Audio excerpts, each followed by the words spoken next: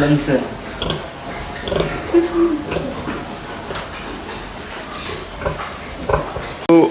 Bienvenue sur Élevage Passion Profonde, votre chaîne de partage d'idées et astuces de réussite en élevage. Alors, dans cette vidéo, je vais vous montrer les différents signes qui vont vous aider à reconnaître qu'une mise bas est imminente. Donc, dans cette vidéo, vous allez découvrir comment savoir que votre cru va bientôt mettre bas et quels sont les préparatifs à mettre sur pied. Alors, l'un des premiers signes déjà, lorsque la mise bas est proche, est au niveau de la baisse de l'indice de consommation.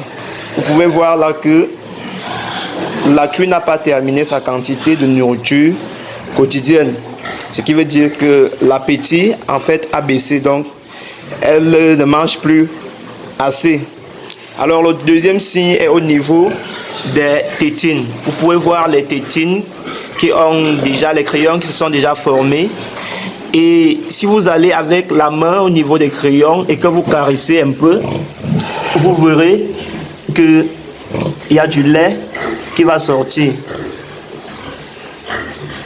Voilà, vous voyez qu'il y a du lait qui sort. Lorsque vous constatez déjà le lait qui sort, ça veut dire que la mise bas elle est imminente. Alors le troisième point est au niveau de la vulve. Vous allez voir que la vulve est toute rouge et elle grossit. Donc, et il y a aussi les signes de fatigue. Donc là, lorsque vous avez déjà vu tous ces signes, les crayons qui se sont déjà bien formés, la vulve qui a rougi et qui s'est élargie, et que l'aliment, la quantité de consommation alimentaire a baissé, là vous devez comprendre déjà que la mise bas est proche et il faut commencer à préparer l'arrivée des porcelets.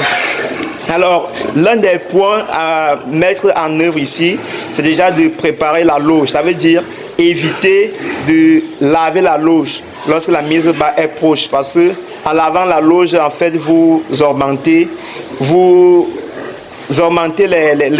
le niveau d'humidité dans la lauge. Voilà pourquoi vous devez balayer la lauge et laver uniquement la partie où la truie fait ses besoins. Parce que lorsque vous observez très bien l'état de la lauge, vous voyez qu'elle a son espace où elle mange, elle a l'espace où elle dort qui est toujours sec, et là, elle a l'espace où elle urine.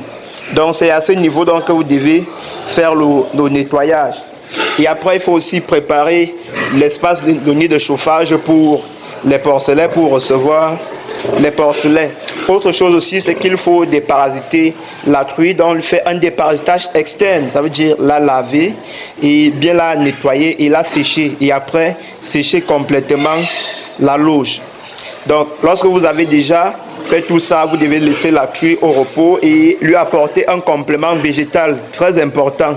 Vous devez lui donner quelques fruits et beaucoup d'eau, beaucoup d'eau. Parce qu'en cette période, elle boit plus qu'elle ne mange parce qu'elle est en fait en train de préparer la période de mise bas. Donc, il est très important vraiment de bien préparer votre opération de réception des petits. Et l'un des points important pour la préparation, c'est déjà de noter la date de croisement, car la date de croisement vous permet de connaître à quelle période exactement la truie va mettre bas. Donc lorsque vous n'avez pas noté la date de croisement, vous ne saurez pas exactement quand est-ce que votre truie va mettre bas. Et là, vous courez le risque de découvrir des mises bas dans votre bâtiment. Et lorsque vous découvrez des mises bas, vous devez aussi découvrir les différents risques qui vont avec. Ça veut dire les écrasements, les mortalités, ou alors même les avortements. Donc voilà pourquoi il est important de suivre le processus d'évolution de la croissance, de la gestation de la truie et de savoir quand exactement elle va pouvoir mettre bas. Donc vous voyez là qu'elle est bien portante, tout laisse à croire qu'elle est bien portante. Elle est debout, elle se balade, elle mange et voilà.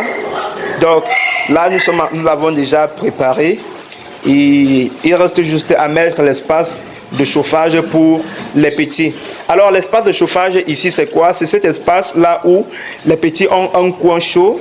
C'est un endroit où vous allez bien délimiter dans la loge où les petits peuvent se retrouver au chaud avec un peu de litière, le copeau et une ampoule chauffante.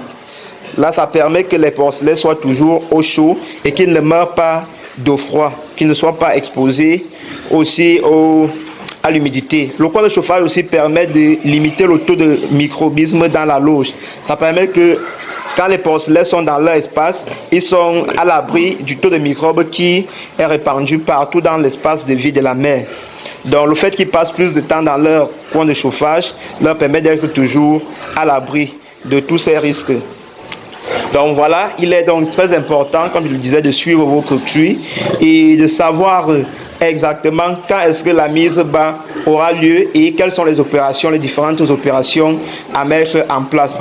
Donc voilà, donc vous pouvez, je crois qu'avec cette vidéo, vous saurez désormais quand est-ce que vos coqueries vont mettre bas et que vous pourrez mieux préparer vos opérations de mise bas. Donc soyez toujours gentils avec elle et évitez de la frustrer durant cette période de mise bas. Merci d'avoir suivi cette vidéo. Pour ceux qui ne sont pas encore abonnés à la chaîne, je vous invite à vous abonner et activer votre cloche de notification pour ne rien rater sur les prochaines vidéos qui seront postées sur cette chaîne. On se dit ciao ciao et à la prochaine.